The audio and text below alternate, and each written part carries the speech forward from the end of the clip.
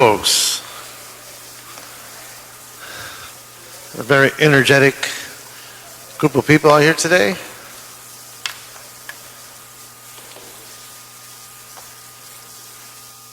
Welcome to the Planning and Land Use Management Committee. I've been joined by the Honorable Councilmembers Mitch Englander and fast approaching Councilmember Weezar. Welcome to the Board of Public Works, Edward R. Roybal Hearing Room. I love saying that. Get to pronounce his name.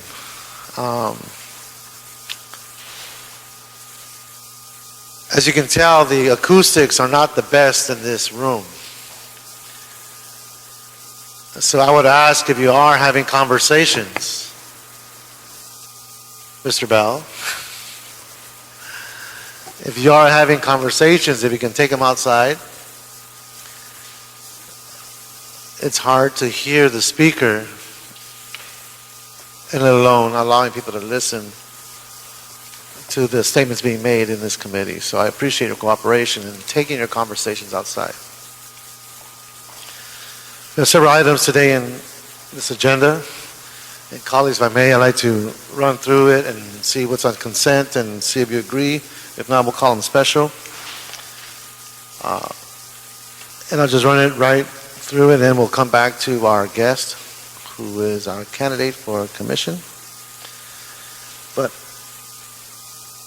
I want to thank Ms. Eleanor Brannon for being here. You know how to say that. And in just a few more minutes, we'll get to you. But see no cards on item 2. If you're comfortable, we can adopt that particular action.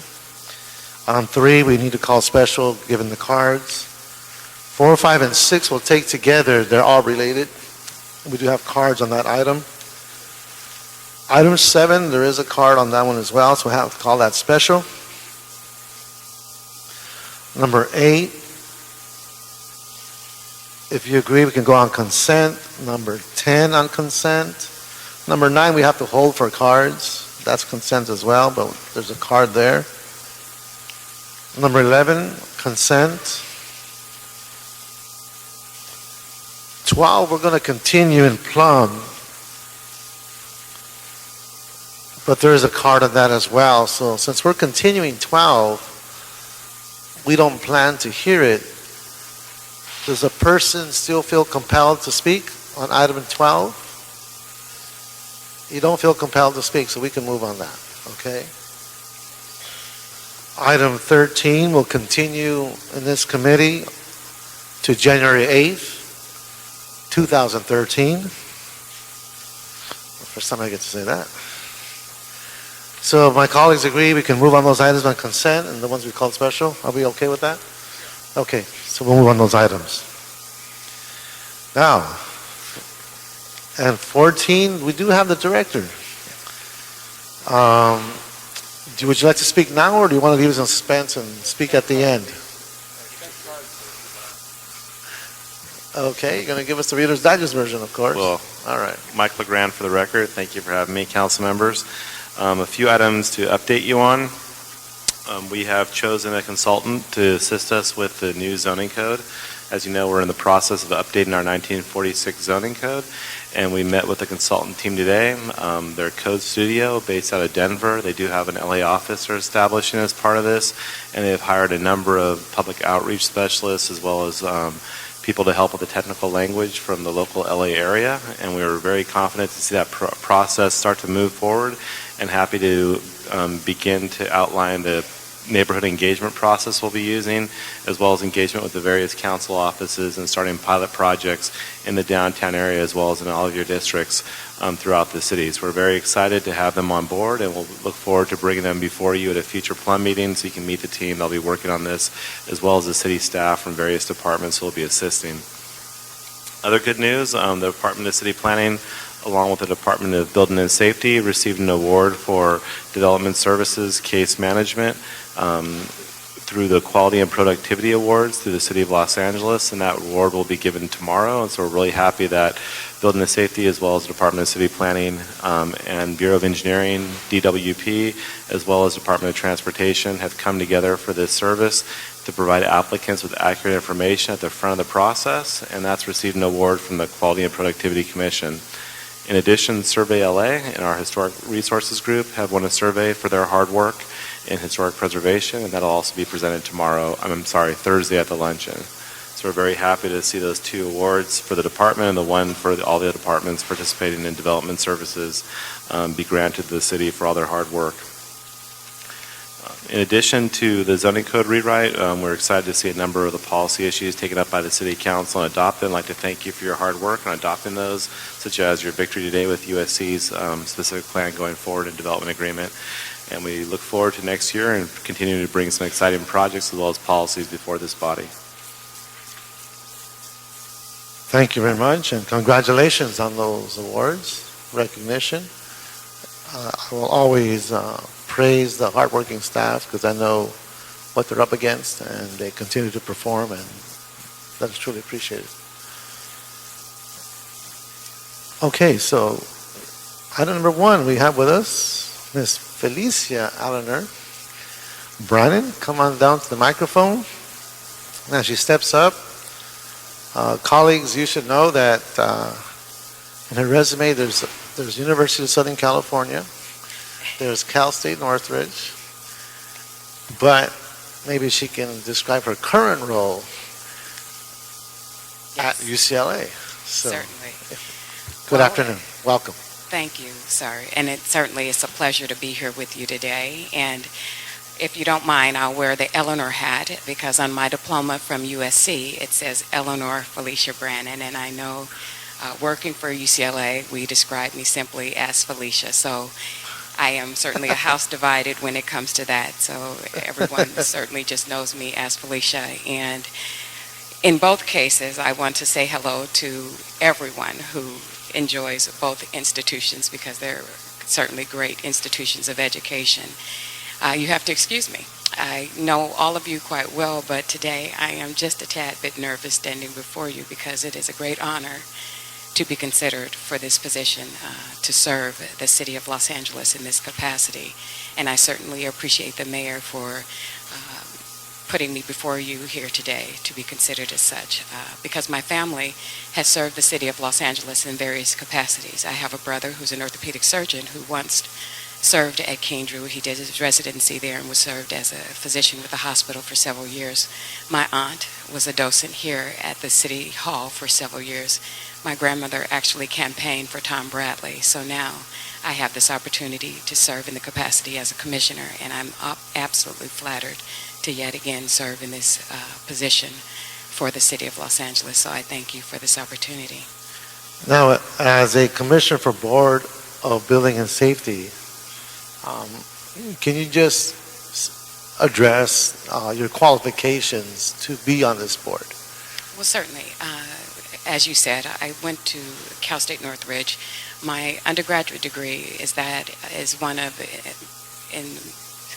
have a BA in political science from Cal State Northridge with a minor in urban planning. So starting with my simple education there, I have an interest, if you will, in that of infrastructure for several years. And so when I went and got my master's degree in public administration at USC, it had an emphasis in intergovernmental management. And the reason why my education is relevant to building and safety is I've always had an interest in infrastructure, both in different forms. Transportation, in which I served as in the capacity of government relations, water, where I often took an interest in, and then within my job at UCLA, I focused on bringing the resources of the campus to the community and working with such individuals as David Nahai and Ron Nichols and making sure our researchers had access to them. Also, I currently work with our capital program staff and making sure our CEQA processes, our EIR processes are met as it relates to the regulatory issues in that particular capacity, and making sure the communications gets to the community and that we do so in a very micro manner. And also, as a volunteer, I have worked with Habitat for Humanity for several years, and I spoke with our director, Michael LeGrand, about how I worked with the planning department since 1996 and the CRA department in getting land for the Habitat for Humanity. So it's not with just the city of Los Angeles, but various cities throughout the greater Los Angeles area so that they could have property to build on. And within that capacity, I also work through the permitting process. One of our developments within the city of Los Angeles, for example, we had to turn a property from a gas station into a multi-unit property. And that took a great deal, as you can imagine, within the city of Los Angeles to do. And so I use my expertise in terms of government relations to work with the city of Los Angeles and Habitat for Humanity to go through the permitting process there. And it became what was called a Jimmy Carter Work Project. And so the former president of the United States came here to Los Angeles for that particular project. Most recently, well, on Sunday, I returned from Nicaragua, where I was asked by Habitat for Humanity International to join them on what they called an advocacy trip. So 12 of us went over to Nicaragua to build housing in that country. And we did so in Managua, La Gallina, and Masapache, if I said that correctly, excuse me. And the significance of this trip is Nicaragua is known for its earthquakes and natural disasters. And so we had to retrofit the housing, if you will, to fit within the code and permit enforcements in that country. And just lastly, once you leave this experience, what do you want to see as far as your impact on this commission? Do you have any thoughts on that? Certainly. As with anything that I do in life, I want to leave with a positive impact on everything that I touch. So within this particular structure, I know that one of the goals of the mayor, as with the city council, you want to make everything more business friendly as well as labor friendly and making sure that everyone's needs are met in that particular capacity.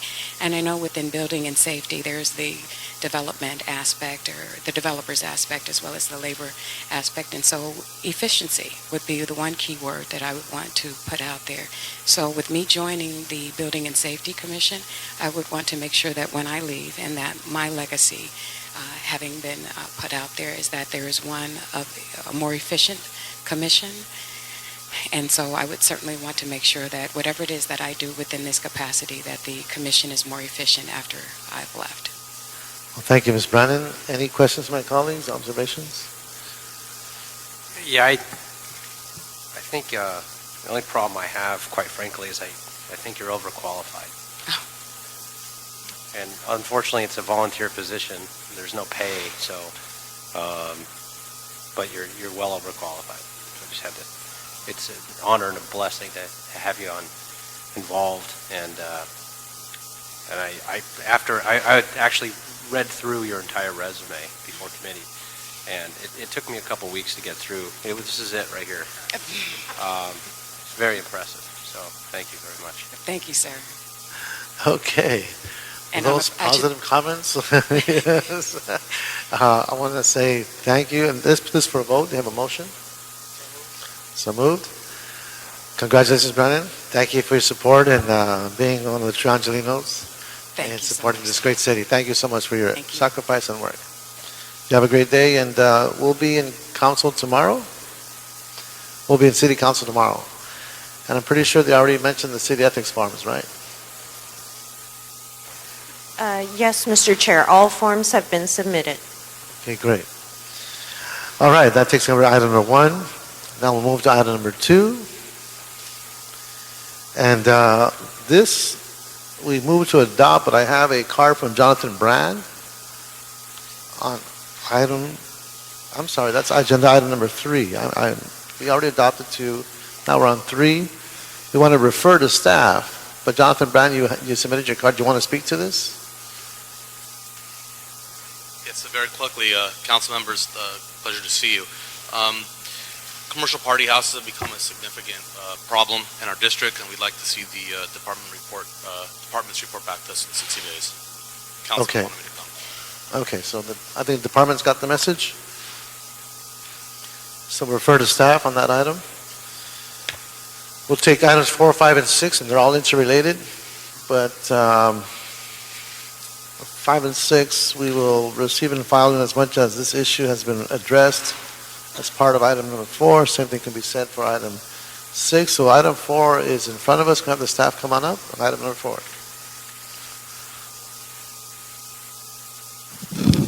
Good afternoon, council members. Ken Bernstein with the Department of City Planning.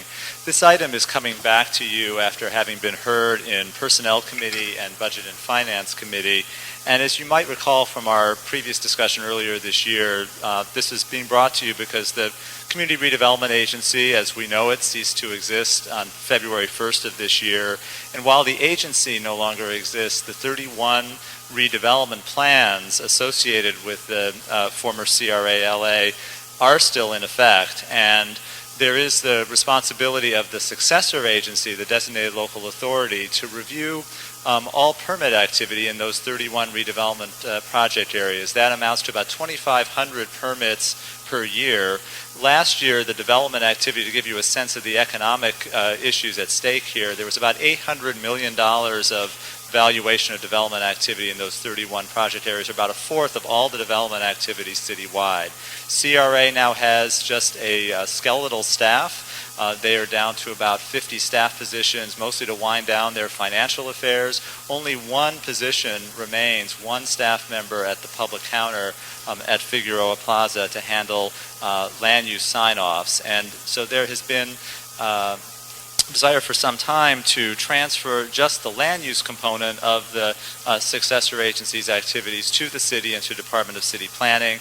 Our department put forward a proposal on how that could occur several months ago, and that, as I said, has been winding its way through several council committees. We now have a CAO report on the financial and staffing implications of the request, and Madeline Rackley from the CAO's office is here to report on that component. Thank you. Good afternoon. Good afternoon, council members. Madeline Rackley with the CAO. As Mr. Bernstein has indicated, the Planning Department requested 11 positions initially to support the transfer of the land use functions from the former CRA.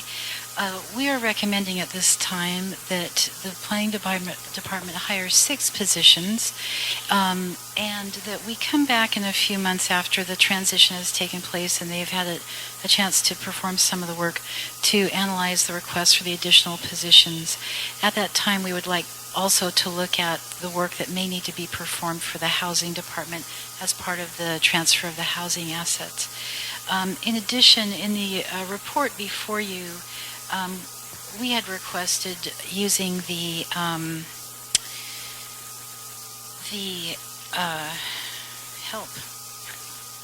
unappropriated balance layoff avoidance item to pay for these positions, and we had initially recommended transferring a certain amount of money for that. As time has gone by, it looks like the Planning Department wouldn't be able to hire the positions for all 7 months. So if they were able to hire in January, they would need to transfer about $400,000 instead of the $465,000 to pay for these positions. So we would just recommend that the amount to be transferred be adjusted appropriately. But we fully support the recommendations in the report and the timing to make sure that the Planning Department has the right resources to take over these responsibilities. Okay. Any questions of the staff? Okay, seeing none, move to public comment. Cheryl Parisi, and followed by Michael Davies. Good afternoon. Good afternoon. Thank you. We are very much in support of this action and also the city picking up the housing piece. I'm here to speak just really specifically about one issue. Approximately 100 employees have been laid off or were laid off at the Community Redevelopment Agency. A number of them very talented and experienced planners. We see this as an opportunity for the city to offer an opportunity for these planners to be able to apply for these jobs. And so we are asking, because the because the hiring will go through the civil service process, we are not asking that there be any change in that, only that this committee would direct that the Personnel Department would offer any exams related to the filling of these positions on both an open and promotional basis, so that the laid-off CRA planners would have the opportunity to apply and compete along with everyone else. We think it's a fair and reasonable request, and we would ask that the report would be amended to provide that opportunity for them. Thank you. Thank you. Michael Davies?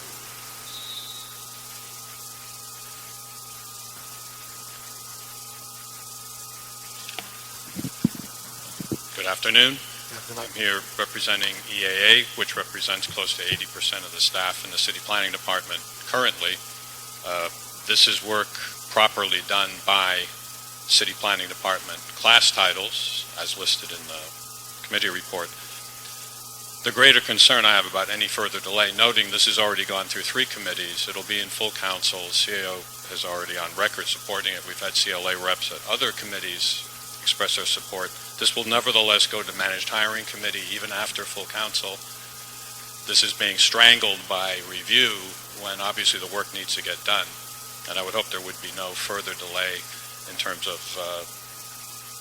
sorting from existing lists where those lists are available and providing to City Planning Department staff rare promotional opportunities, which this might entail for some. If there are other staff from elsewhere, from other agencies who will already qualify for the exams, and certainly they may take exams, but I would hope that these positions get filled in January at the latest. Thank you. Thank you, sir. Ann Williams, our final speaker.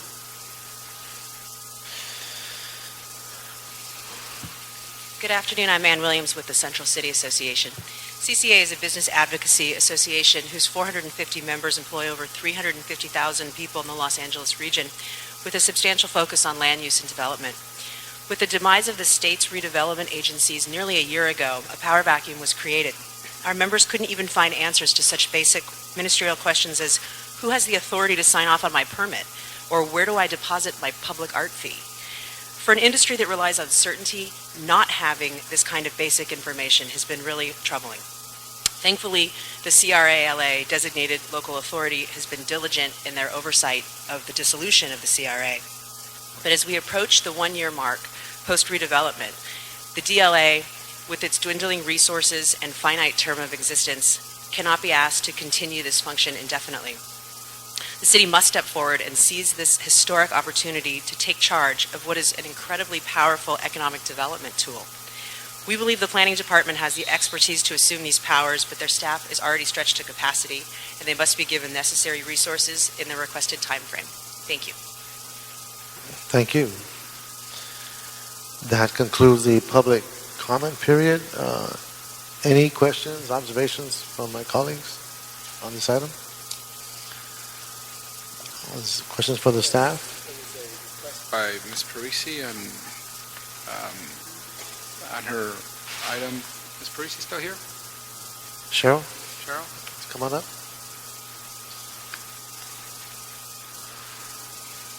I just want to be a bit clear on your request that you made right now.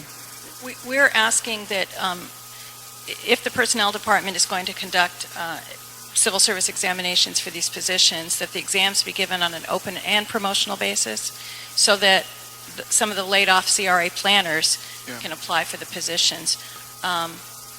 There's also an opportunity, I guess, to review whether some positions might be offered on an exempt basis. So just that there be, I guess I would ask that the Personnel Department be directed to explore opportunities, including giving the exams on an open and promotional basis to try to offer opportunities to the experienced planners. I mean, it's really in the city's interest because these planners know the work. They will hit the ground running. There'll be no loss to the city in terms of training capacity, and I think it just makes sense from every efficiency possible to offer, again, just an opportunity for these employees to compete. Sure, we could give that directive to have personnel review that before this comes back to us. Well, I'm going to go to full council, but I'll make that amendment if that's okay with you, Mr. Chair.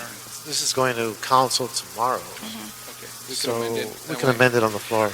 And I also wanted to amend it to have a report back in 90 days on the progress in hiring and transition of the land use authority to Plum. And if we could have that report back in 90 days on all these items. Okay. Thank you very much. Thank you. As long as it continues to move forward, I think we can do that. All right. Okay, so we have our action, which is essentially to concur of the Budget and Finance and Personnel Committees with the amendments as stated by Councilman Huizar, and recommending approval of the CAO recommendations. I'll be the action of this committee, and we're all full agreement. Thank you.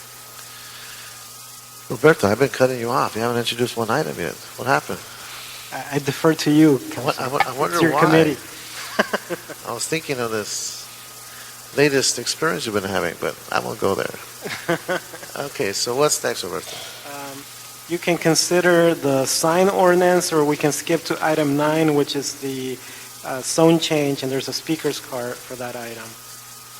On number 9? Yes, it's a zone change in CD5 for a mattress store. Yeah, because 7, we have a huge stack. Let's jump to number 9, so that way we don't keep everybody waiting all day. Okay. Number 9? We have staff for number 9? Good afternoon, sir. Good afternoon, council members. Jeff Poole, the City Planning Department. This is a proposed zone change to permit the continued use and maintenance of an existing mattress store on an approximately 19,000 square foot lot. No new construction or change of use is proposed. It was originally filed as a zone change from MR1-1 to QM1-1 as the property was zoned MR1 at the time of filing.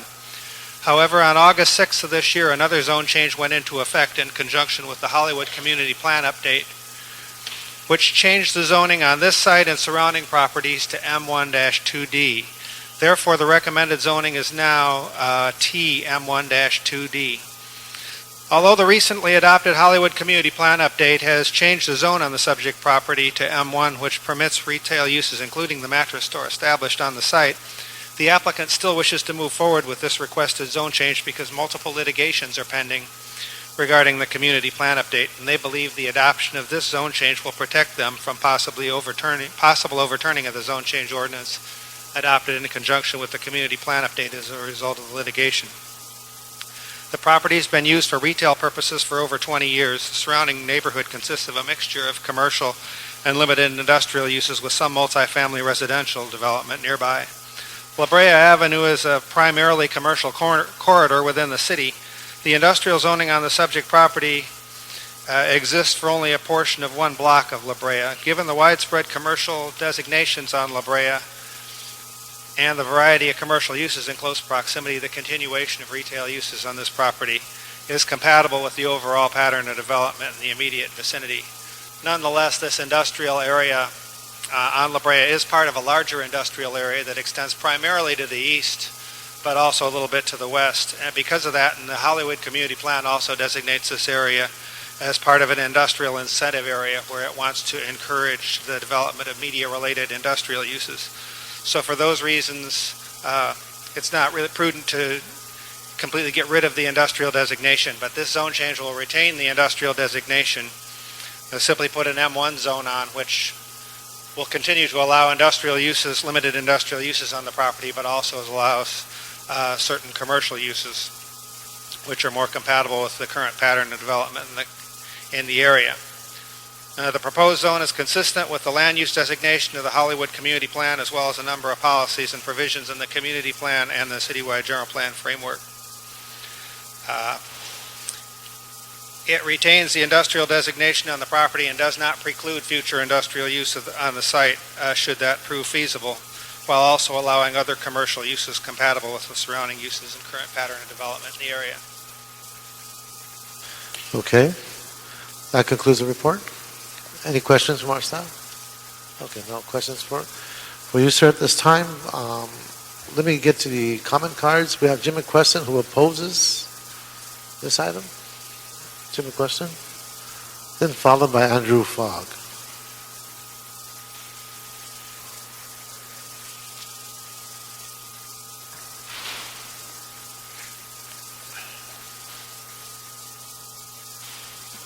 Jim McQuestion. I'll make this short and sweet. You all have my statement individually. I gave it to you all. You know, I hate to come in on these things all the time, but this is in the center of a restricted manufacturing zone. This is our Hollywood, our industry. And as you know, the councilman in this area said it would be very bad to break this area up. So it's not just me, it's Hollywood. And as you know, from what I've put in already, this has already cost me over $10 million. Now that's a lot of money to donate to the city of Los Angeles, and I do that because I believe in the city and I want to keep Hollywood. But this kind of thing is actually prohibited by law, and also the Supreme Court in Bank said not to do this kind of thing. So there are a lot of pressures besides myself that say, hey, we ought to really think about this before we do this. Thank you, Mr. McQuestion. Next speaker, Andrew Fogg. Good afternoon. Thank you for your time, Councilmember Reyes, Councilmember Englander, Councilmember Weezer. We were here before you about a year ago on this matter. The city granted a variance, as you I'm sure recall, regarding this use. At the time it was an MR1 zone before the community plan was updated. One of the conditions of that variance was to seek a zone change in the future, so we applied promptly to do that before the community plan was updated.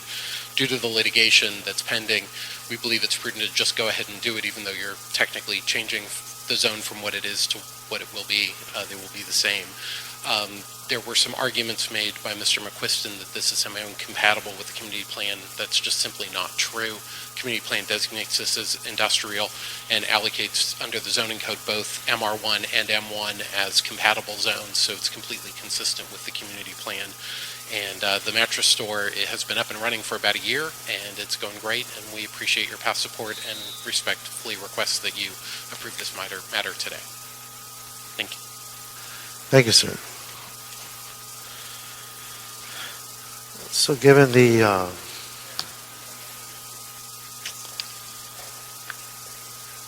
understanding the council office essentially in agreement, and that they suggest that we move on this, approve and consent on this item. Seeing no other questions? Okay, that'll be the action of this committee. Okay, so Roberto, where does that put us? The big item, Councilman.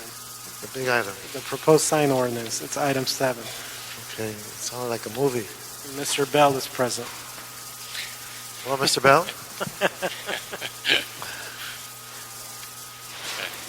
If you will, sir. Sure. Good afternoon, members of the committee, Alan Bell, Planning Department staff. As a courtesy to the newest member, Plum, since the last time this item was heard, I think just over a year ago, I'll provide a very brief overview in terms of why we are here today, what the sign ordinance is intended to do, kind of the legal framework and the policy framework. So the city adopted for the first time comprehensive sign regulations in 1986. That was the city's first attempt to try to regulate signage on a comprehensive basis. 10 years ago, the city adopted as a baseline rule that we would no longer have new billboards in Los Angeles. We adopted a ban on off-site signage. At the same time that the council adopted this ban on off-site signage, it also created a mechanism called the sign district as a way of allowing new billboards to be established in particular areas of the city, and we would have to go through the legislative process. Various findings would have to be made. This particular regulatory scheme was challenged by the billboard companies. Suits were filed that this particular regulatory scheme offended the First Amendment and was therefore unconstitutional. There proceeded several years of litigation, all under the general heading of what we call worldwide rush. And at the end of the day, the court upheld the city's regulatory scheme, allowing a ban on off-site signs, but with exceptions to be granted through sign districts. But in doing so, the court laid out very clear ground rules for when the city would be able to grant exceptions. And the thinking of the court was that since the ban was adopted to realize 3 governmental purposes: to improve traffic safety, to reduce blight and improve aesthetics, that any granting of an exception would also have to be based upon that same idea. So in other words, if we were going to allow a new billboard to go up, somehow the city would have to make a finding that allowing that would also either improve traffic safety, reduce blight, or improve community aesthetics. And the typical way in which a new billboard that would go up, that would obviously create some kind of a visual impact or visual blight on a neighborhood, would be compensated for would be by taking down additional signs, or there would be some connection to removing blight within a neighborhood, or that it somehow would improve the community aesthetics.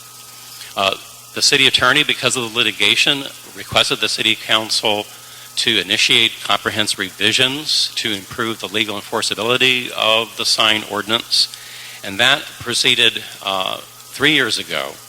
And there were 5 hearings before the City Planning Commission, and today is actually the 9th hearing before the Planning and Land Use Management Committee.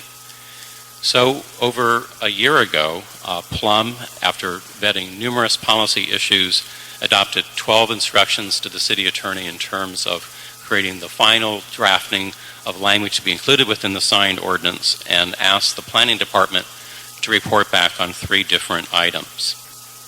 So what I would like to do right now is just to provide a very brief overview of the sign ordinance and comparing and contrasting what these revisions that are being proposed today and that have been drafted in compliance with instructions from Plum, and how they compare with the sign code rules that we have on the books today.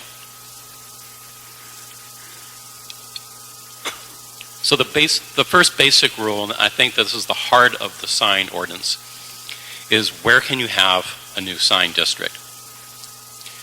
And under today's rules, you can basically have a sign district on any part of the city that is zoned commercial or any part of the city that is zoned industrial.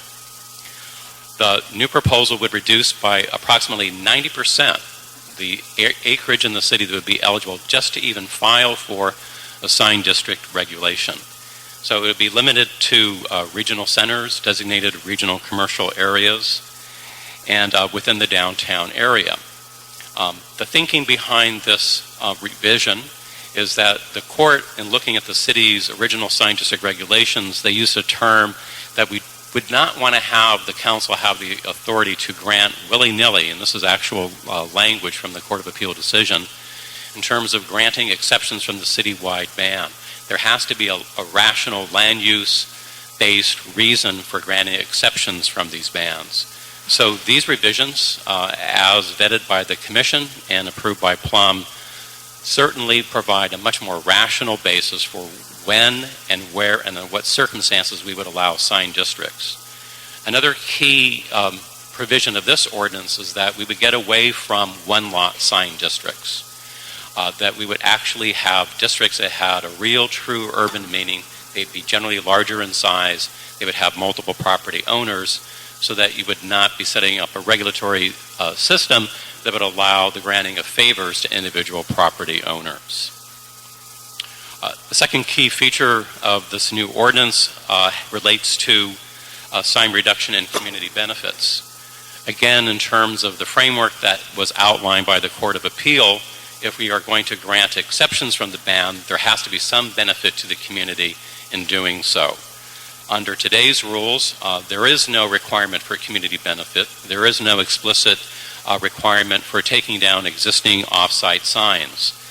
So this ordinance moves towards a bundle of either sign reduction or specified community benefits to make sure that any action that the city would take to allow new off-site signs would be offset by sign reduction, removal of blight, improvement in terms of the community aesthetics, or that would provide some basic package of community benefits in the area that is being proposed for new off-site signs. And then the third area has to do with to protect areas, and this sets up basic rules in terms of where it makes sense to have off-site signs, in particular very intrusive digital billboards, or not. Today, we don't have those kinds of rules in place, and this new regulation make sure that billboards would not go near low-density residential neighborhoods. They'd have to be at least 500 feet away from residentially zoned properties, that they would not intrude into agricultural and open space areas, and that we would not have these billboards along scenic highways. So that's another main feature of this bundle of regulations. Some other key provisions of the sign code relate to digital signs. Our codes date back to 1986. Since then, technology has rapidly advanced. We have digital billboards all across the city, but we have no regulations in terms of the brightness and illumination. The impact of these very intrusive types of signage on neighborhoods, what this ordinance does is it provides a basic limitations on brightness, and it responds to the technology. Key part here, there's a 90% reduction from what is allowed under today's code in terms of the allowable brightness. That's a 90% reduction. We've done field testing. It will still enable digital signs to be legible and visible in relationship to ambient lighting within the particular neighborhood. But with these controls, including automatic sensing devices, controls on ambient lighting for nighttime and daytime, you won't have that kind of very invasive, very intrusive light spillage and light pollution that has created such a controversy within the neighborhoods. And then finally, the ordinance includes many numerous technical revisions and clarifications that we worked out with the city attorney's office. Some other additional recommendations that were approved by Plum at the last hearing. Signs in parks was a very controversial issue when this issue came before the Plum committee. At the end of the day, Plum took two actions. One, to prohibit off-site signage within parks, with the exception of the zoo and the botanical garden. That has been listed as a specifically eligible site to file for a sign district. Again, of course, any sign district would have to go through the whole legislative process of a planning commission recommendation and would have to be approved by the full city council. Special rules for downtown Los Angeles. There were many stakeholders who commented that the minimum size for a sign district within the downtown area should be reduced from 5,000 linear feet of street frontage to just a little over a half of that, to 2,600 of linear street frontage, given the special density and the high density within the downtown area, and so that was included within this ordinance as well. And then finally, the grandfathering list. This relates to those applications for sign districts that are currently in the pipeline, which they would be subject to the new rules versus the old rules. The committee adopted a recommendation to have the grandfathering date be December the 6th, 2011. The final report backs from Plum related to signs in city parks. Again, our recommendation would be, given the controversy of this particular issue, to go beyond the current baseline recommendations to not allow these types of signs in parks as endorsed by Plum, and with the exception of the zoo. That would require additional study, further vetting, certainly by community groups, and would not be able to be addressed, we believe, as part of the vetting of this particular foundational ordinance. A second issue had to do with what's called a cross-promotional signage, and that is whether or not businesses, auto dealerships, for example, whether they would be allowed to have a promotion for something that is to be purchased off-site as a way of attracting business on-site. So, for example, a special raffle or a special deal as a way of inducing someone to visit an auto dealership, for example, and then buy a car on that particular site. And so the request was whether or not we needed to amend the language in terms of what is the difference between a billboard or an on-site business identification sign. And after further talking this out with the city attorney's office, we believe that the current definitions that we've had on the books since 1986 that have been tested in numerous trials and have been upheld as legally defensible definitions those are the best definitions and that we should rely upon those. We think that those definitions are expansive enough that they would enable that kind of cross-promotion that some of the stakeholders are seeking without creating a new loophole that would enable billboard companies to get around the city's ban on off-site signs. And then finally, there was much discussion about a further work program and establishment of a working group or a sign advisory committee. Again, if the council is desirous of further expanding the department's work program beyond what is on the table today, we believe we would need additional resources or staff to address that particular issue. So finally, I just want to conclude with just a number of technical corrections that we believe need to be made relative to what is before you today. The first has to do with the definition of window sign, and there was language included in there to make sure that the display of merchandise in store windows would not be prohibited. There was some language that was included that contradicted that. We would recommend deleting that particular language. So that's the first technical correction. The second technical correction has to do with the zones where temporary off-site signs are allowed. Currently, they are allowed in C zones and M zones, and that was based upon the 1986 code. Since then, the city has created new mixed-use zones that allow both commercial and residential development. So we would propose to add the RAS zones, what are called the residential accessory service zones, to that list of permitted signs that could have temporary signs. So that would be the second technical correction. And then the third would be to add to the list of grandfathered specific plans. There was a table attached to the staff report. We inadvertently left out Paramount Pictures specific plan, which did file within the time of the grandfathering list. So we would just propose to add that to the exhibit, which clarifies those which are permitted under the grandfathering rules that were adopted within a year ago. So that doesn't change the legal language in terms of the grandfathering date. This would just simply be to update our list of those projects that are grandfathered. So that would be the third technical correction that we would recommend be included within the ordinance in the staff report. So if there are any questions, I'm happy to answer them. Well, one, I want to thank you for this. It felt like a refresher course, given how long it's been since we went through all these details, that there is a method to the madness. But we need to proceed and continue building upon all this work and understanding all the different perspectives and priorities that exist in this great city. So any other questions? I want to say first thank you for that. And is the city attorney, anything else we should be adding to this presentation? No, I don't think so, but if you have specific questions as we go along, I'd be happy to answer as well. Okay, great. Any questions of our staff? Because I can get into public comment, have quite a few cards, but colleagues, Mr. Bell's here if you have any questions of him or our city attorney. Not yet? We're okay, Councilman Wizard? Okay. All right. Thank you, Mr. Bell. I'd like to start off with our Department of Recreation and Parks, John Muppy. Good afternoon, sir. Thank you for your patience.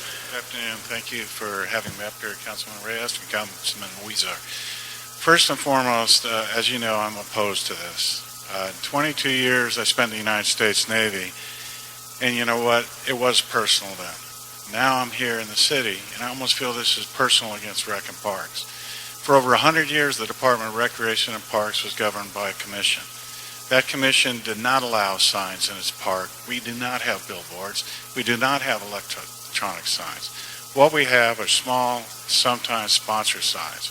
Each one of you in the council has asked me to go out, get a soccer field, work with the Dodgers, work with the Lakers, the Clippers. All they ask for is some minor sponsorship signage. In the middle of a court, they want a bug. In the middle of something, they want a little sign.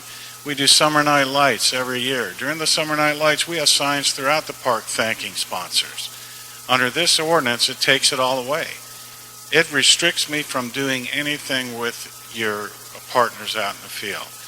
We feel, working with the community, and we know the same community members, I've met with them, I admire them, I seek their judgment, that we can do a better job in managing our parks than a sign ordinance restricting everything. The third and most telling thing is we've never had a chance to meet with the department to discuss this at any level, at any time. That was one of the directions of the Plum Committee. You specifically requested the Planning Department meet with Rec and Parks. We have not. There's a council motion, a Perry motion out, that also requests that same effort, to meet with the department. Our commission has stated they are willing to come up with a plan that's acceptable for signages in the park. And third and foremost, we've had city attorney's opinions ad infinitum that says the Commission of Recreation and Parks is the adjudicating body for land use. And thank God they are, because if they hadn't been under the commission, we would have had a lot worse things happen in this park. I can assure you, we will not have a billboard in any of our parks, electronic or otherwise. But we want to support the people of this city. We are looking for the ability to have signage, sponsorship signage, so we can bring in scarce revenue during this time. Thank you. Thank you, Mr. McCree. And so as you're aware, we're going to be continuing this item to January 22nd. The purpose of this hearing is to get the current update of where this document is and provide those who are concerned with this issue time to review what's been reported so that we can address this in January 22nd. So again, for the sake of transparency and full participation, access, that's the rationale for this presentation today, so that you can have the benefit of reviewing it for January 22nd. Okay, so we're going to go with 1 minute, and we'll allow more flexibility. We have quite a few cards here, and let's start with the folks who have a general comment on this item. And one more, okay. So we have here with us several folks on general comment. We have Phil Reck. Come on up, Phil. Then we'll have Doug Haynes. Good afternoon. Good afternoon, Mr. Chairman. Thank you. I represent Summit Media, which, as you know, is the company that brought the lawsuit challenging the settlement agreements that allowed CBS and Clear Channel to put up 100 digital signs. And as I trust you're aware, the court ruled yesterday. Precisely as we predicted, it said the settlement agreements are invalid, and it also said the 100 digital signs are invalid and have to come down. The good news from our vantage point is you do not have a proposal before you today that would try to overturn that ruling by preserving any of these 100 signs, and we certainly hope that kind of proposal won't come before you in the near future. But if it does, let me continue to urge what we've urged in the past, and that is that the council, this committee, take no action, let this ruling become final, let the 100 signs be shut down, so that the city can have, once again, a level playing field, a clean piece of paper on which to devise a policy that will be acceptable to the community and that will also hold up in court. Thank you very much. Doug Haynes?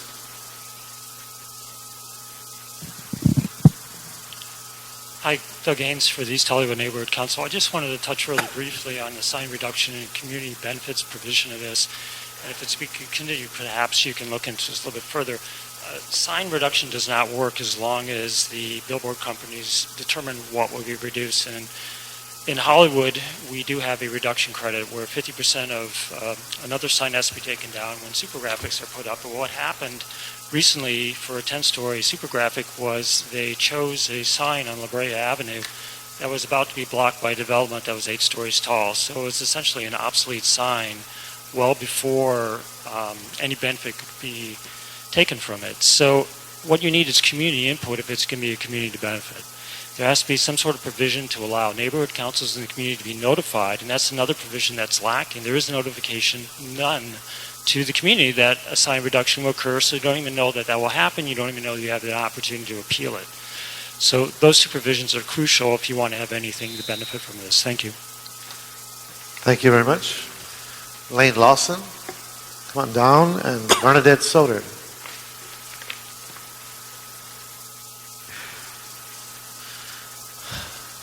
Good afternoon. Good afternoon. Thank you, Chairman Reyes and committee members. I'd like to thank you for the opportunity to address this body today. My name is Lane Lawson. I'm the Director of Public Affairs for Clear Channel Outdoors, Southern California Division. Clear Channel Outdoors is committed to being a strong partner with the City of Los Angeles. As an important sector of the local business community, we need the city to provide the industry with a clear regulatory situation that will continue, that helps us continue to conduct our business and support the Los Angeles economy and community. We appreciate that the committee is going to continue the item, and we hope, since it does not address all the outstanding issues, that the committee strive to address these. Working together, we hope that the legislative solution can be achieved so that new standards can be established for permitting digital signs.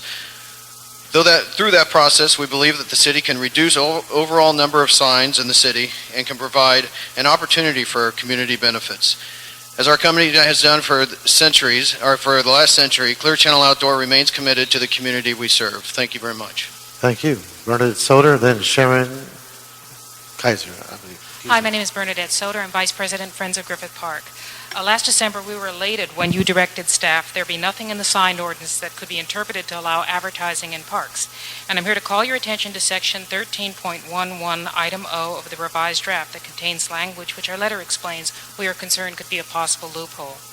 2, we oppose the new recommendation that the zoo be a sign district that is entirely within a park, Griffith Park, and that alone is a glaring loophole. The zoo as a sign district was not discussed last December when you gave your direction. 3, finally, last December, you directed Planning and Rec and Parks to work with the community on acceptable sponsor signs and league banner policy. We said then and repeat today that we are ready and eager to work with these departments on this. Thank you very much. Thank you, ma'am. After Sharon, Lisa Gritzner, and then Amy Freilich. Sharon Kaiser, Paramount Pictures. I just want to underscore what Alan Bell spoke to in his opening comments, that Paramount Pictures does meet the grandfathering date and was just omitted by error on the chart, the exhibit to the ordinance, so we'd like to be added to that list of grandfathered projects. Thank you. Wow, that was the shortest speech. That was 18 seconds. That's pretty good. All right. Ms. Gritzner. Hi there. Lisa Gritzner representing Van Wagner Outdoor. Just wanted to echo some of the comments that have been made previously. First of all, on the issue of the community benefits piece, we would very much respectfully request that the council consider creating an opportunity that does allow for community benefits that doesn't always require a takedown provision. There are certain areas of the city that don't actually have any existing signage, and there are certain companies that don't have as much inventory as others, and so in order to make sure that you have a level playing field, and I think to address some of the concerns even that you've heard from the community, that there be a little bit more flexibility and input on what constitutes community benefits. We would hope that you would consider that going forward. And to echo the sentiments of Mr. Recht, we are very much interested in participating in a process that creates a level playing field on the issue of digital signage. And also just to say that not every company is represented in the Billboard Coalition, so when you do create a working group, to reach out to all of the companies that are here in Los Angeles. Thank you. Thank you. Thank you very much. Amy Freilich, then Ann Williams. Good afternoon. Good afternoon, Amy Freilich with Armbruster, Goldsmith, and Delvac. I just had submitted to the clerk 2 small technical corrections that we're hoping would get into the record, and I wanted to make sure you were aware of them. Thank you. All right, great. Ann Williams, then Tina Asayan. Good afternoon. I'm Ann Williams with the Central City Association. CCA's membership includes a substantial number of developers, property owners, commercial and residential brokers, and land use consultants from across Los Angeles, but particularly in downtown. Several of our concerns have been addressed in this latest draft, including a reduction in the minimum street frontage for SUDs in downtown. And we thank Councilmember Perry for her leadership on that issue. We're pleased the ordinance is moving again, but we do need some time to review it and assess the impact on our diverse membership, so we appreciate you continuing the item. Thanks. Thank you very much. We have Doug Arsenal and Leanne Muller as well. Good afternoon, ma'am. Good afternoon. My name is Tina Hussein. I'm here on behalf of the Los Angeles Area Chamber of Commerce and our 1,600 member organizations. The LA Chamber supports policies that allow businesses to advertise their goods and services, grow their companies, and boost our economy. Thank you for continuing this item until January 22nd for a more thoughtful analysis and input from stakeholders. While there are some improvements in this draft, there is need for a closer review to identify impacts. Of potential concern are the continued severe administrative penalties for off-site sign violations and the treatment of certain elements of on-site signs as similar to off-site signs, such as the brightness level for static window signs.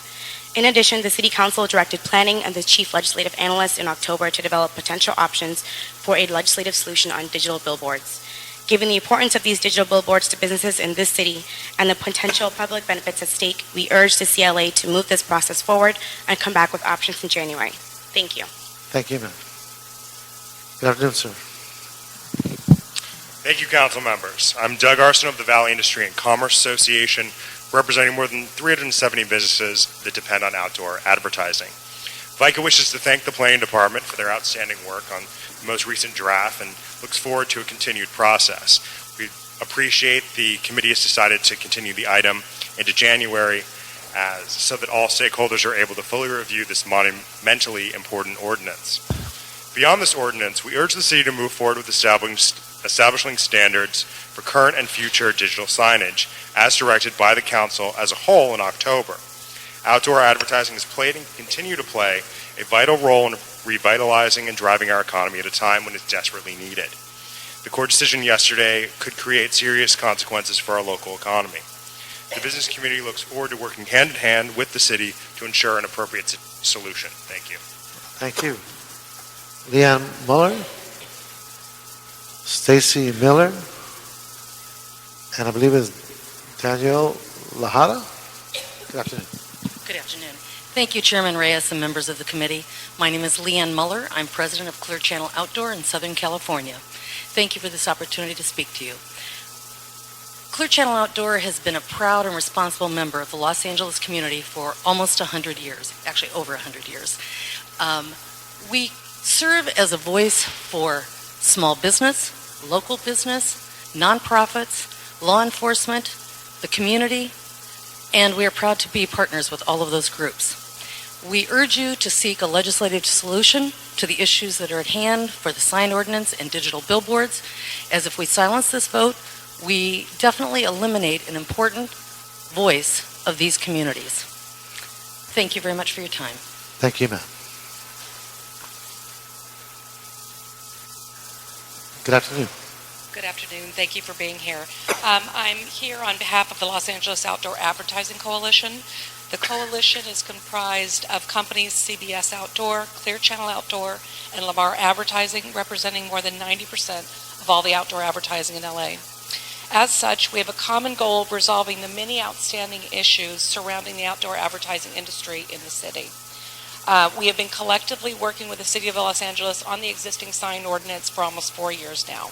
And your recent steps to direct a preparation of a legislative solution, which also addresses digital signs and sign reduction, is to be commended. Our industry is an essential part of the Los Angeles economy, with more than 6,000 companies in the community relying on outdoor advertising, including the entertainment industry, fashion industry, retailers, and many others. As the public dialogue continues, it's imperative to recognize all the interests that are directly impacted by your decisions. These include the companies we represent: Warner Brothers, Sony, Westfield, and others. Also, a number of nonprofits. We thank you for your attention to the matter and look forward to seeing you again in January. Thank you, ma'am.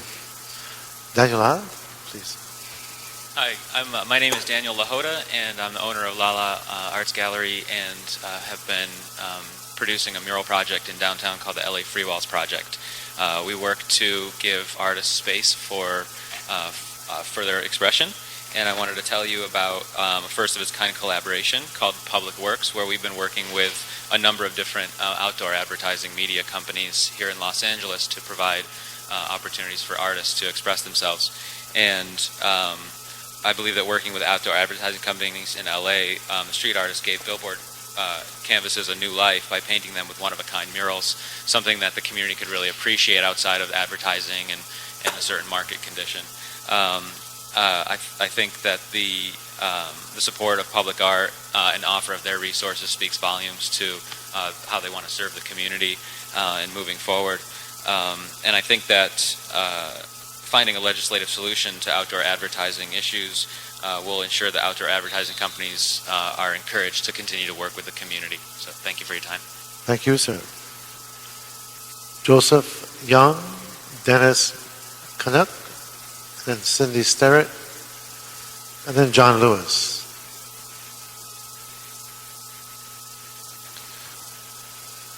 Good afternoon, Mr. Chair and committee members. My name is Joe Young with the Sierra Club. As the cover letter to the Plum Committee states, the issue of off-site signs in city parks and facilities has been discussed at numerous hearings before Plum. Discussions thus far have not revealed a solution, but rather have demonstrated that this is a contentious issue that will require further study and community outreach. The proposed ordinance has some disturbing language that says no off-site sign shall be allowed in any park or owned by the city unless such sign is covered within a Tier 1 sign district. What's next? Tier 2? Tier 3? It appears, or gives the appearance, that the city is groping to find a way to put billboards in parks. We say, just say no to any form of billboards in city parks. And oh, by the way, the Sierra Club has also been part of this community for over 100 years. Thank you. Thank you, sir.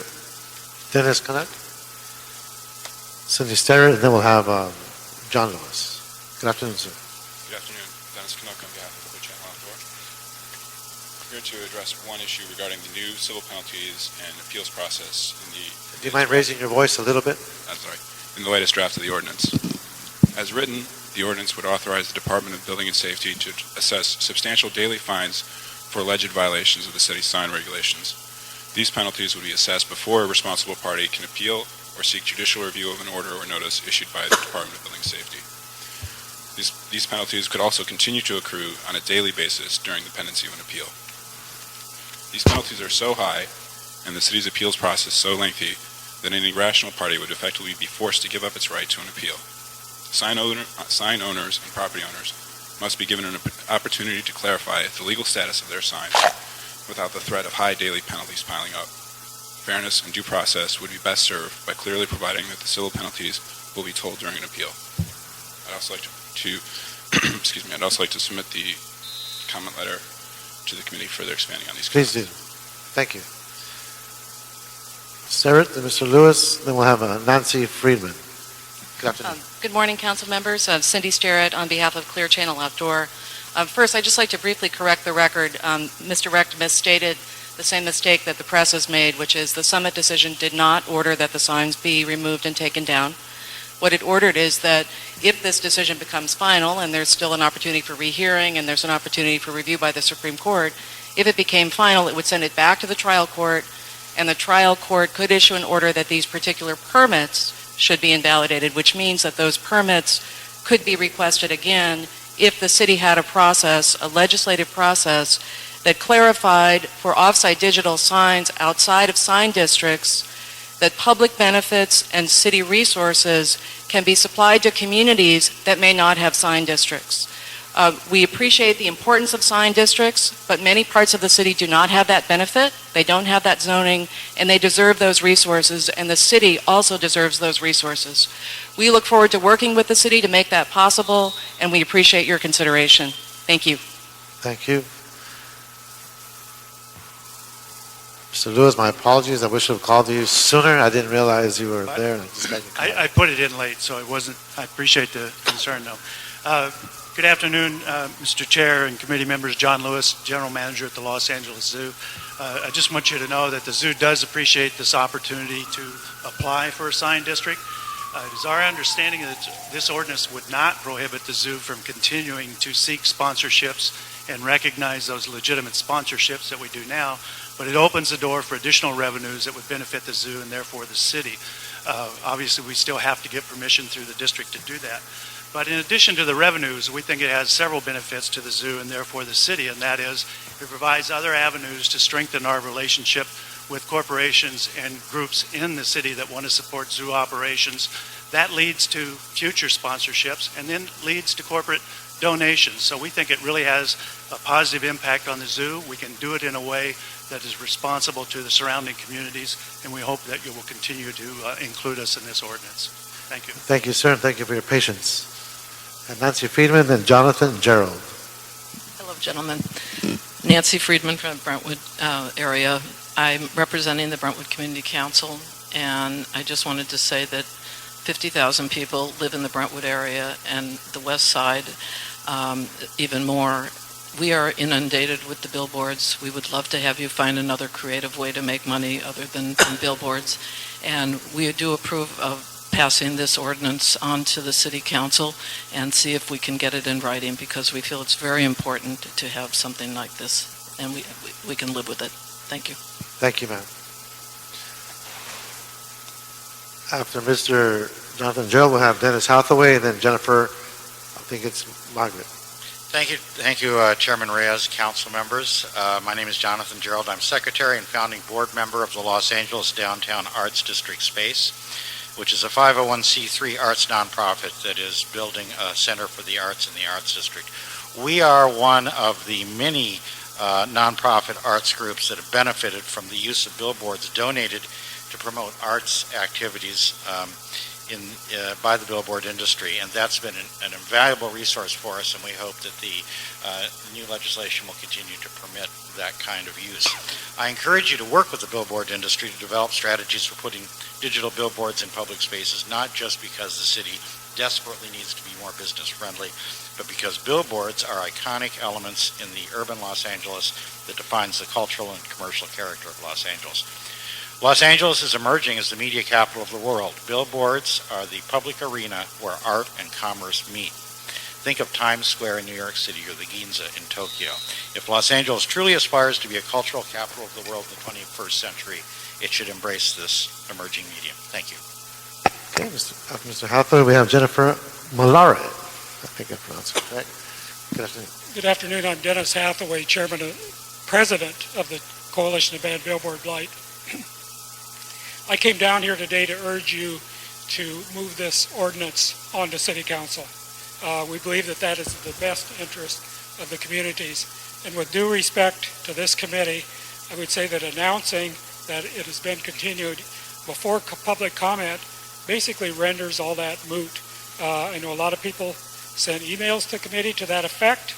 The leaders of the community organizations that were previously opposed to this ordinance were listed on the agenda.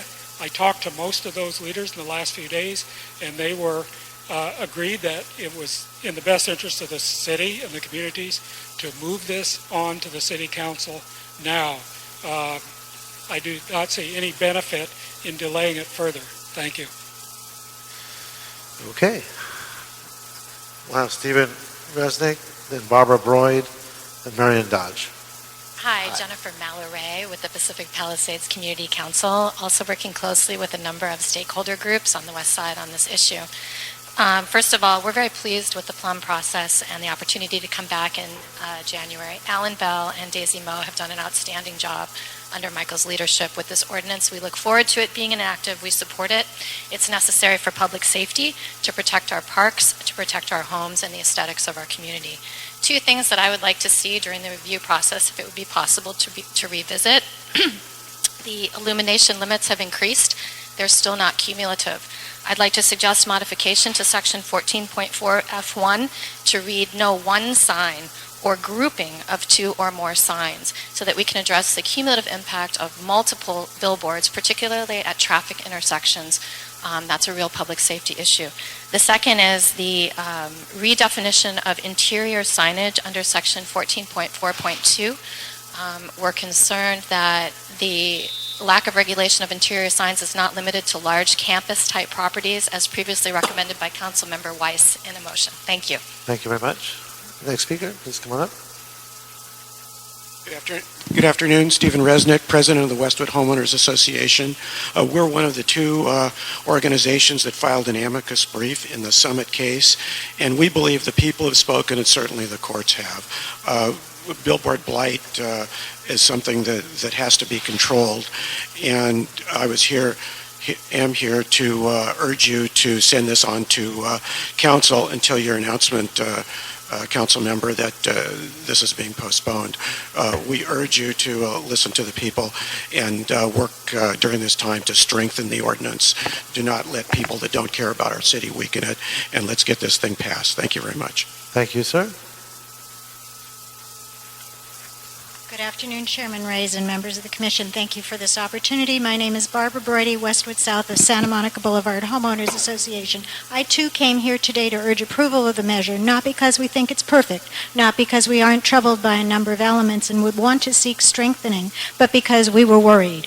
We were worried because while we look at the Summit decision as a wonderful gift to the city and an opportunity for this council to take charge of its sign regulations and the policies, instead we were worried that it would be looked upon as a terrible impediment and that lobbyists would be circling their wagons as they have today to urge the city to seek ways to undermine the decision even before the ink is dry on the paper. So I urge you all to read this decision, which I have attached a holiday gift ribbon to, and I hope that all the council members read it and read the intent of the court and read their response to the secret settlement and take it as a message not to work behind the scenes in private to weaken it and find ways to undermine the decision, but to find ways to protect our public space. It's public space, not a place to be privatized. Thank you. I got to tell you, Barbara, this is the first time in like 12 years I get a report with a red ribbon. So, happy holidays. Okay, Marion Dodge. Good afternoon.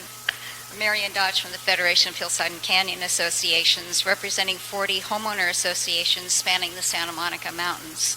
We generally support the provisions of the sign ordinance as drafted today. While not perfect, the proposed ordinance has carefully considered many of the issues raised by digital billboards. We are, however, concerned about certain aspects of the ordinance.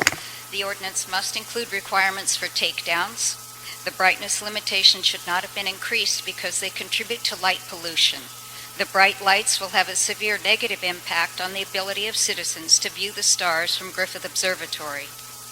The public has made it very clear that they do not wish to have any advertising in city parks and facilities.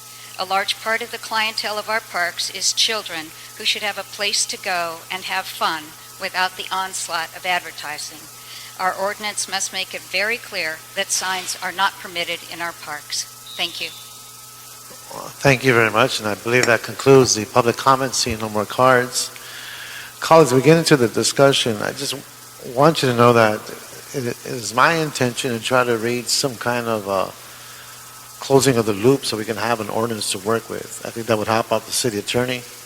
It'll help out the staff and start building up and folding in the many different policy issues and discussions that still need to be developed. If my count is right, going back to 2009, we have close to 12 different motions that impact this ordinance in one way or another. And so allowing for the department to have a foundation to stand on and to move this, get some traction, we need to get to that place. So that is the intention of this chairman, to work with you so that we can get to that place. But there is quite a bit of work left, and we need to start folding in all of these different motions that in one way or another impact this ordinance. So we need something to hold on to move with, and I'm hoping we can get there. So that being said, I'd like to open up the committee to my colleagues, and anyone have a question and or observation? Just how do you see the process from? I think there's a million questions on the table that I've got. Right. But how do you see sort of the process, if you will, unfolding from here? Well, what I'm hoping is that if you can get familiar with the current draft of the ordinance, that'll give us a basis by which we can start engaging specific concerns you might have. And then, as we raise them, my gut feeling tells me that some of those concerns might be attached to one of the motions, one of the 12 that you already have in place. And so how we fold those concerns in is critical. So right now I don't want to, how can I put this, predetermined decisions, because we need to have the input, we need to have feedback, but I want to be clear as to how we can move forward. Otherwise, we get stuck in this loop. We finally have a court decision that just by sheer coincidence occurs yesterday. Nothing happens by coincidence. Oh, don't feed into that. Oh my God. I've been waiting since 2002 to get to a place where we can actually have a discussion. So this is like 10 years later almost. So the courts have given us at least some parameters to work with. And I think it behooves us to allow the city attorney to come back with the kind of verbiage that allows us to build upon should we have any more changes, and I'm sure we will. And I think the 12 motions give me that impression.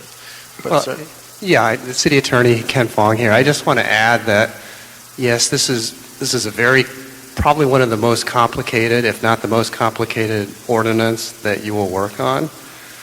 So from my end, as the final drafter of it, I just need you to come to a conclusion on all the key policy points so we can get final language, and then I can prepare the final draft that will go to the full city council.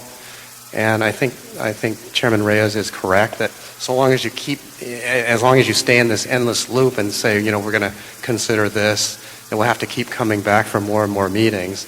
But, I'm glad to answer questions, to work with you on, explaining the background of any part of the ordinance that you would like, and as is Mr. Bell, and, take it from there. Let me just give you a flavor for what these motions entail. And these are increments or elements that speak to an evolution, if you will. But we got to start on the step, at least on the step one. And I'll just go through these really quick. This goes back to 2009. One is assigned districts greater than downtown area only. Grandfathering 2 pending signed districts only. Limiting all sign area to 300 square feet per wall. On-site sign inspection fee programs. Another one is art fees and art messages. Another one is citywide billboards trade program. Another one is exception from ban and substantial work. Another one is re-permitting and modernization. Another one is on-site digital signs, an ICO for one particular district. Another one is billboard reduction, relocation, revenue generation. Another one is off-site sign in parks. And the last one is settlement agreement working group. So That's enough. Stop. Okay, so, again, if we can take the time to digest what's been presented in draft form, let's move on that particular ordinance and then build up on some firm ground given the type of platform the courts have given us to this point. And we can build on that. Yes. Okay. Colleagues, any other questions? And as long as we're not going to get into then details about the specific ordinance on this at this time, one thing that we did have a general manager come forward earlier from Rec and Parks, and I believe that's on page 22 of the off-site signs and city parks and facilities section.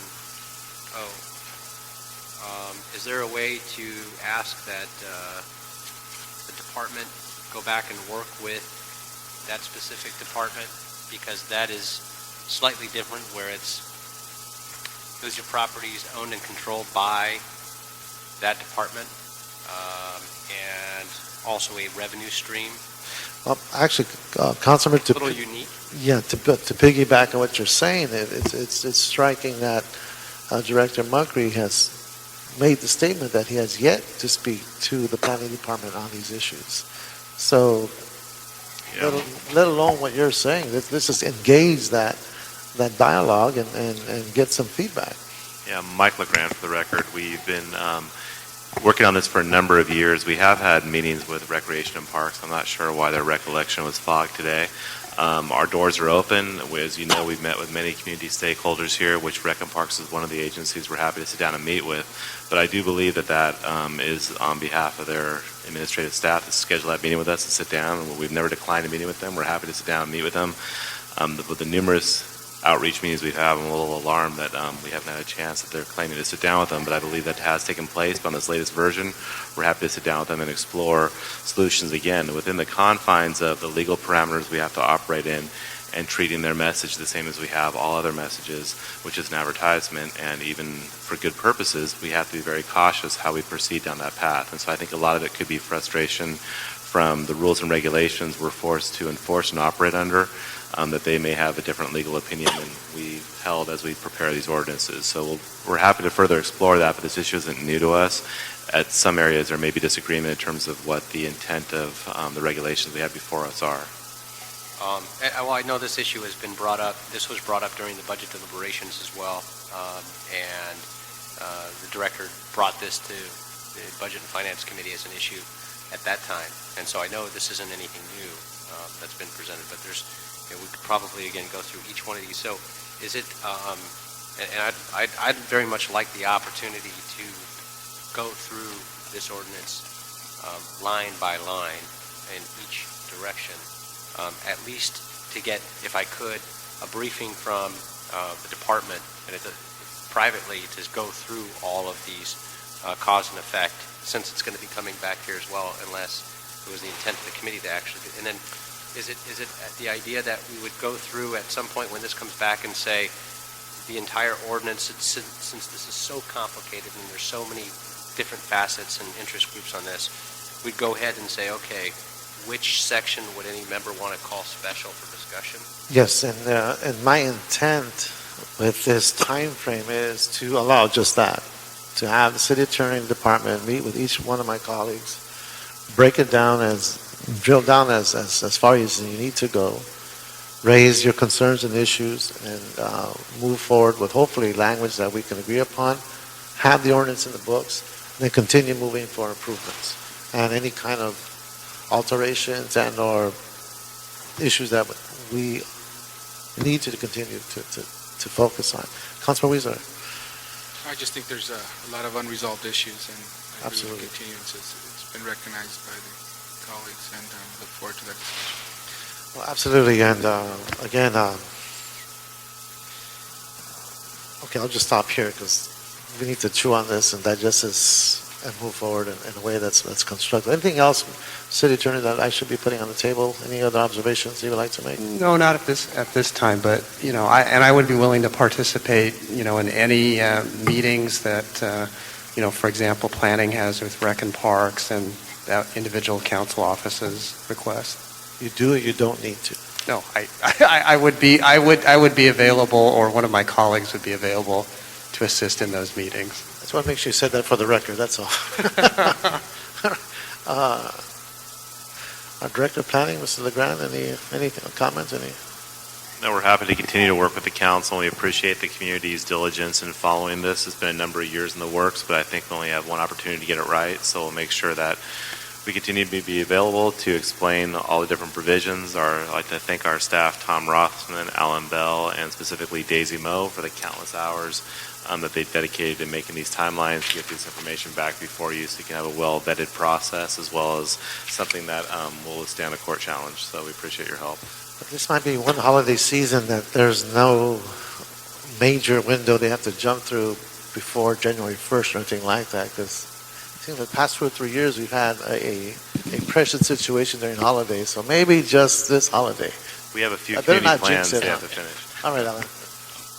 Alan Bell for the record. I think it might be helpful for those that are just getting into the weeds relative to the sign ordinance if a date could be established to get any written comments back to planning department staff so we'd have a chance to review those in advance of the hearing and then be able to have a productive conversation when this comes back to Plum in January. Is there a date you would like to see, because you have most of the stakeholders here and those that are listening, is there a date you would like to see the feedback, so that way we can start putting together the report for this committee? I would toss out by the end of the first week in January. First week of January, so Yes. the end of... If I don't have a calendar in front of me, but maybe Roberto can help me. So Plum would be on the 22nd. We're focused on the 22nd. So it would help us out if it could be no later than Monday the 14th.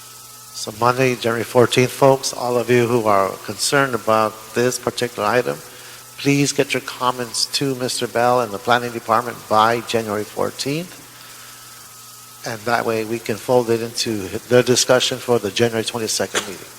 I just want to clarify, we wouldn't have time to do a written report in addition to what we've already submitted, but at least we'll have the comments in advance, and we can go through them and then be able to respond verbally before the committee on the 22nd. For all the years I've been here, no matter how hard we try, there will be an instant where someone will say, you left me out for this reason, and that's not our intention to leave anybody out. So again, this effort is to be inclusive, to be open, to be transparent. Bring in your thoughts, bring in your analysis, bring in your criticisms, so that we can move this forward and get out of this loop. So anything else? With that, we can continue this item to January 22nd, 2013. Roberto, anything else on the agenda? Public comment? Anybody here for public comment? Saying none, this meeting is adjourned.